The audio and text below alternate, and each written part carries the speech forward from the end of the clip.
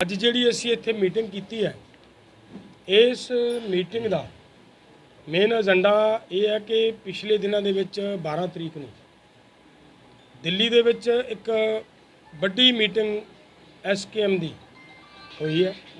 SKM ਗੈਰ ਰਾਜਨੀਤਿਕ ਰੂਪ ਦੇ ਵਿੱਚ ਮੀਟਿੰਗ ਹੋਈ ਹੈ ਔਰ ਉਸ ਮੀਟਿੰਗ ਦੇ ਵਿੱਚ ਜਿਹੜੇ ਫੈਸਲੇ ਲਏ ਗਏ ਨੇ, ਕਈ ਫੈਸਲਿਆਂ ਦੇ ਵਿੱਚ ਭੁਲੇਖੇ ਪਾਏ ਗਏ ਨੇ। ਪ੍ਰੈਸ ਵੱਲੋਂ ਵੀ ਕੁਝ ਸਮਝਣ 'ਚ ਫਰਕ ਰਹਿ ਗਿਆ ਜਾਂ ਕੀ ਕਾਰਨ ਹੋ ਗਿਆ ਜਾਂ ਰਲੇਵੇਂ ਹੋ ਗਏ, ਉਹ ਉਹਨਾਂ ਨੂੰ ਸਪਸ਼ਟ ਕਰਨਾ ਇੱਕ ਤਾਂ ਬਹੁਤ ਜ਼ਰੂਰੀ ਸੀ। ਤੇ ਬਾਕੀ ਅੱਜ ਦੀ ਮੀਟਿੰਗ ਦਾ ਸਾਡਾ ਏਜੰਡਾ ਇਹ ਸੀ ਕਿ ਜਿਹੜੇ ਦਿੱਤੇ ਗਏ ਪ੍ਰੋਗਰਾਮ ਹੈ ਉਹਨਾਂ ਪ੍ਰੋਗਰਾਮਾਂ ਨੂੰ ਪੂਰੀ ਤਰ੍ਹਾਂ ਕੰਪਲੀਟਲੀ ਲਾਗੂ ਕਰਨਾ, ਕਿਉਂਕਿ ਅਸੀਂ ਉਹਦੇ ਵਿੱਚ ਫੈਸਲਾ ਲਿਆ ਸੀਗਾ ਕਿ ਇੱਕ ਤਾਂ ਜਿਹੜਾ 31 ਜੁਲਾਈ ਨੂੰ ਇੱਕ ਫੈਸਲਾ ਆਇਆ ਸੀਗਾ ਕੁਝ ਵੀਰਾਂ ਵੱਲੋਂ ਕਿ ਸੜਕਾਂ ਬਲੌਕ ਕਰਨੀਆਂ, ਔਰ ਉਹਦੇ ਸਬੰਧ ਦੇ ਵਿੱਚ ਸਾਡੀ ਮੀਟਿੰਗ ਜਿਸ ਵੇਲੇ ਹੋ ਰਹੀ ਸੀ ਗੈਰ ਰਾਜਨੀਤਿਕ ਐਸਕੇਐਮ ਦੀ, ਉਸ ਮੀਟਿੰਗ ਦੇ ਵਿੱਚ ਸਾਨੂੰ ਸਾਡੇ ਕੰਬੋਜ ਭਾਈਚਾਰੇ ਵੱਲੋਂ ਇੱਕ ਅਪੀਲ ਆਈ, ਇੱਕ ਰਿਕੁਐਸਟ ਆਈ ਕਿ ਤੁਸੀਂ ਕਿਰਪਾ ਕਰਕੇ ਇਹ ਦਿਨ ਇਸ ਲਈ ਨਾ ਚੁਣੋ। ਇਹ ਸਾਡੇ ਬਹਾਦਰ ਸ਼ਹੀਦ ਊਧਮ ਸਿੰਘ ਜੀ ਦਾ ਦਿਨ ਮਨਾਉਣਾ, ਅਸੀਂ ਸਾਨੂੰ ਆਉਣ ਜਾਣ ਦੇ ਵਿੱਚ ਬੜੀਆਂ ਦਿੱਕਤਾਂ ਆਉਣਗੀਆਂ। ਉਹਨਾਂ ਦੀ ਅਪੀਲ ਨੂੰ ਮੁੱਖ ਰੱਖਦਿਆਂ ਸਾਡੀਆਂ 60 ਜਥੇਬੰਦੀਆਂ ਜਿਹੜੀਆਂ ਉੱਥੇ ਮੌਜੂਦ ਸਨ ਮੌਕੇ 'ਤੇ, ਉਹਨਾਂ ਨੇ ਰਲ ਕੇ ਸਾਂਝਾ ਫੈਸਲਾ ਲਿਆ ਕਿ ਠੀਕ ਹੈ, ਉਹ ਸ਼ਹੀਦ ਊਧਮ ਸਿੰਘ ਕੇਵਲ ਇੱਕ ਫਿਰਕੇ ਦਾ ਨਹੀਂ, ਕਿਸੇ ਇੱਕ ਸਟੇਟ ਦਾ ਨਹੀਂ, ਕਿਸੇ ਇੱਕ ਡਿਸਟ੍ਰਿਕਟ ਦਾ ਨਹੀਂ, ਉਹ ਤਾਂ ਪੂਰੇ ਦੇਸ਼ ਦਾ ਸ਼ਹੀਦ ਹੈ ਜਿਹਨੇ ਲੰਬਾ ਸਮਾਂ ਆਪਦੇ ਅੰਦਰ ਇੱਕ ਦਰਦ ਸਮੋ ਕੇ ਰੱਖਿਆ, ਔਰ ਇੰਨਾ ਸਮਾਂ ਦਰਦ ਸਮੋ ਕੇ ਰੱਖ ਕੇ ਔਰ ਉਹਨੂੰ ਅੰਜਾਮ ਦੇਣਾ ਇਹ ਇੱਕ ਉਹਦੀ ਬੜੱਪਣ ਸੀ। ਔਰ ਉਹਦੇ ਉਸ ਦਿਨ ਦੇ ਉੱਤੇ ਸਾਨੂੰ ਵੀ ਸਾਰਿਆਂ ਨੂੰ ਸਹਿਯੋਗ ਕਰਨਾ ਚਾਹੀਦਾ ਤੇ ਉਹ ਦਿਨ ਮਨਾਉਣਾ ਚਾਹੀਦਾ। ਔਰ ਉਹਦੇ 'ਚੋਂ ਲਿਆ ਫੈਸਲਾ ਕਿ ਅਸੀਂ 31 ਜੁਲਾਈ ਨੂੰ ਸ਼ਹੀਦ ਊਧਮ ਸਿੰਘ ਜੀ ਦਾ ਦਿਹਾੜਾ ਸੁਨਾਮ ਦੇ ਵਿੱਚ ਮਨਾਵਾਂਗੇ। ਦੂਸਰਾ ਜਿਹੜਾ ਸਾਡਾ ਸੀਗਾ ਕਿ ਅਸੀਂ 22 ਤਰੀਕ ਨੂੰ 22 ਅਗਸਤ ਨੂੰ ਸਾਡੀਆਂ ਜਿਹੜੀਆਂ ਬਾਕੀ ਰਹਿੰਦੀਆਂ ਮੰਗਾਂ ਨੇ, ਜਿਹੜੀਆਂ ਅੱਜ ਤੱਕ ਸਰਕਾਰ ਨੇ ਦਰਕਿਨਾਰ ਕਰਕੇ ਰੱਖੀਆਂ, ਬਿਲਕੁਲ ਇਗਨੋਰ ਕੀਤਾ। ਜਿਵੇਂ ਇੱਕ ਸਭ ਤੋਂ ਵੱਡੀ ਮੰਗ ਸੀਗੀ ਕਿ MSP ਦੀ ਗਰੰਟੀ ਦਾ ਕਾਨੂੰਨ, ਸਭ ਤੋਂ ਵੱਡੀ ਸਾਡੀ ਲੜਾਈ ਸੀਗੀ ਕਿ ਲਖੀਮਪੁਰ ਦੇ ਜਿਹੜੇ ਸਾਡੇ ਸ਼ਹੀਦ ਨੇ ਉਹਨਾਂ ਸ਼ਹੀਦਾਂ ਦੇ ਪਰਿਵਾਰਾਂ ਨੂੰ ਇਨਸਾਫ ਨਹੀਂ ਮਿਲ ਰਿਹਾ, ਔਰ ਜਿਹੜੇ ਦੋਸ਼ੀ ਨੇ ਉਹ ਦਿਨਾਂ ਦੇ ਉੱਥੇ ਸੜਕਾਂ ਦੇ ਉੱਤੇ ਘੁੰਮ ਰਹੇ ਨੇ, ਸਗੋਂ ਸਾਡੇ ਉਲਟਾ ਅਗਵਾਹਾਂ ਦੇ ਉੱਤੇ ਹਮਲਾਵਰ ਹੋ ਕੇ ਉਹਨਾਂ ਦੇ ਫਾਇਰਿੰਗ ਕੀਤੀ ਜਾ ਰਹੀ ਹੈ, ਉਹਨਾਂ ਦੇ ਰਸਤੇ ਰੋਕੇ ਜਾ ਰਹੇ ਨੇ, ਉਹਨਾਂ ਨੂੰ ਡਰਾਇਆ ਜਾ ਰਿਹਾ, ਉਹਨਾਂ ਨੂੰ ਧਮਕਾਇਆ ਜਾ ਰਿਹਾ। ਔਰ ਬਾਕੀ ਜਿਹੜੀਆਂ ਮੰਗਾਂ ਜਿਵੇਂ ਕਿ ਅਸੀਂ ਸਾਡੇ ਮੁਕੱਦਮੇ ਜਿਹੜੇ ਲੱਗੇ ਸੀਗੇ ਇਸ ਅੰਦੋਲਨ ਦੇ ਦੌਰਾਨ ਲੋਕਾਂ 'ਤੇ ਵੱਖ-ਵੱਖ ਸਟੇਟਾਂ 'ਚ, ਉਹਨਾਂ ਨੂੰ ਵਾਪਸ ਕਰਵਾਉਣਾ ਹੈ, ਔਰ ਜਿਹੜੇ ਸਾਡੇ ਸ਼ਹੀਦ ਹੋਏ ਨੇ ਉਹਨਾਂ ਦੇ ਪਰਿਵਾਰਾਂ ਨੂੰ ਕੰਪਨਸੇਸ਼ਨ ਕਰਾਉਣਾ ਹੈ, ਔਰ ਨਾਲ ਦੀ ਨਾਲ ਕਿ ਸਾਡੇ ਕਿਸਾਨਾਂ ਸਿਰ ਜਿਹੜਾ ਕਰਜ਼ਾ ਹੈ ਉਹ ਕਰਜ਼ੇ ਦੀ ਮੁਕਤੀ ਕਰਵਾਉਣੀ ਹੈ। ਉਹ ਕਰਜ਼ੇ ਦੀ ਮੁਕਤੀ ਲਈ ਔਰ ਨਾਲ ਦੀ ਨਾਲ ਡਾਕਟਰ ਸਵਾਮੀਨਾਥਨ ਦਾ ਫਾਰਮੂਲਾ ਲਾਗੂ ਕਰਵਾਉਣਾ ਹੈ। ਇਹਨਾਂ ਸਾਰੀਆਂ ਗੱਲਾਂ ਨੂੰ ਲੈ ਕੇ ਅਸੀਂ 22 ਅਗਸਤ ਨੂੰ ਇੱਕ ਵੱਡਾ ਇਕੱਠ ਜੰਤਰ ਮੰਤਰ 'ਤੇ ਕਰਾਂਗੇ, ਸਰਕਾਰ ਨੂੰ ਪ੍ਰੈਸ਼ਰਾਈਜ਼ ਕਰਾਂਗੇ, ਸਰਕਾਰ ਦੇ ਉੱਤੇ ਪੂਰਾ ਦਬਾਅ ਬਣਾਉਣ ਦੀ ਕੋਸ਼ਿਸ਼ ਹੋਏਗੀ ਸਾਡੀ ਕਿ ਸਰਕਾਰ ਉਹ ਦੋਸ਼ੀਆਂ ਨੂੰ, ਜਿਹੜੇ ਲਖੀਮਪੁਰ ਦੇ ਦੋਸ਼ੀ ਨੇ, ਉਹਨਾਂ ਨੂੰ ਘੱਟੋ ਘੱਟ ਸਜ਼ਾਵਾਂ ਦੇਵੇ। ਇਹ ਤਾਂ ਬਣਦਾ ਹੀ ਹੈ, ਹੋਰ ਨਹੀਂ ਕਿ ਜਿਹੜਾ ਅਜੇ ਮਿਸ਼ਰਾ ਟੈਣੀ ਉਹ 120(b) ਦਾ ਦੋਸ਼ੀ ਹੈ, ਔਰ ਉਸ ਘਟਨਾ ਦਾ 120(b) ਦਾ ਦੋਸ਼ੀ ਆਦਮੀ ਅੱਜ ਸੱਤਾ 'ਚ ਬੈਠਾ ਹੈ। ਘੱਟੋ ਘੱਟ ਉਹਨੂੰ ਸਲਾਖਾਂ ਦੇ ਮਗਰ ਲਿਜਾਣ ਦੇ ਲਈ ਇਹ ਸਾਨੂੰ ਇੱਕ ਵੱਡਾ ਪ੍ਰੋਗਰਾਮ ਦੇਣ ਦੀ ਲੋੜ ਪਈ। ਇੱਕ ਤੁਸੀਂ ਦੇਖਿਆ ਹੋਵੇਗਾ ਕਿ ਭਗਵੰਤ ਮਾਨ ਜੀ ਨੇ ਐਲਾਨ ਕੀਤਾ ਸੀਗਾ ਕਿ ਜਿਹੜੀ ਮੂੰਗੀ ਦੀ ਕਾਸ਼ਤ ਕਰਨਗੇ ਲੋਕ, ਉਹਨਾਂ ਦੀ ਮੂੰਗੀ ਖਰੀਦਾਂਗੇ। ਅੱਜ ਉਹਦੇ 'ਤੇ ਸ਼ਰਤਾਂ ਲਾਈਆਂ ਜਾ ਰਹੀਆਂ ਕਿ 5 ਕੁਇੰਟਲ ਖਰੀਦਾਂਗੇ, 4 ਕੁਇੰਟਲ ਖਰੀਦਾਂਗੇ। ਕਿਉਂ ਭਾਈ? ਜੇ ਕਿਸਾਨ ਦੀ 10 ਕੁਇੰਟਲ ਕਿੱਲੇ 'ਚ ਹੋਈ ਹੈ, ਬਾਕੀ ਕਿੱਧਰ ਸਿੱਟੇਗਾ ਕਿਸਾਨ? ਸੋ ਬਜਾਈ ਹੈ ਤਾਂ ਦਾਣਾ ਚੱਕਣੀ ਬਣਦੀ ਹੈ, ਨਹੀਂ ਚੱਕਦੀ ਜੇ ਸਰਕਾਰ।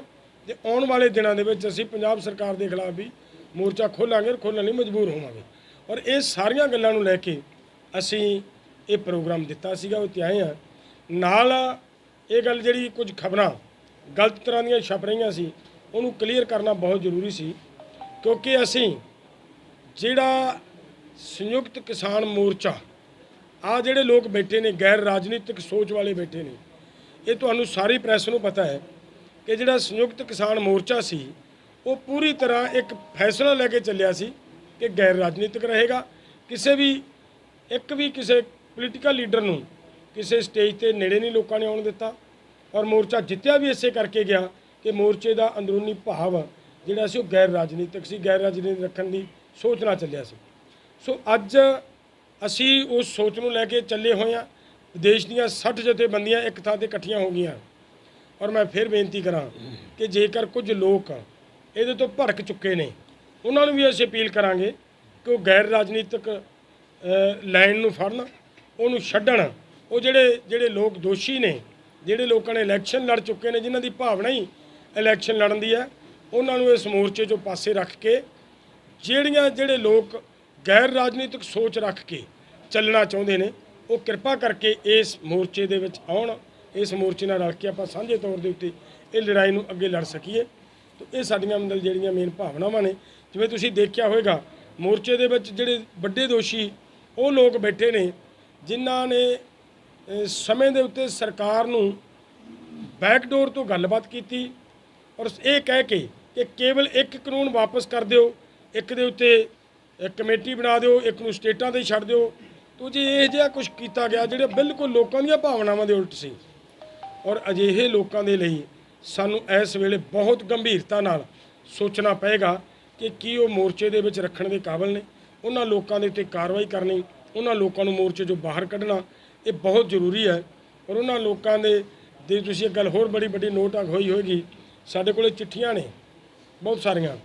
ਇੱਕ ਸਾਨੂੰ ਕਰਨਾਟਕਾ ਤੋਂ ਚਿੱਠੀ ਮਿਲੀ ਕਿ ਚੰਦਰ ਸ਼ੇਖਰ ਕੋਡੀਹਲੀ, ਉਸ ਬੰਦੇ ਨੇ ਸਰਕਾਰ ਦੇ ਨਾਲ ਤਾਲਮੇਲ ਕੀਤਾ।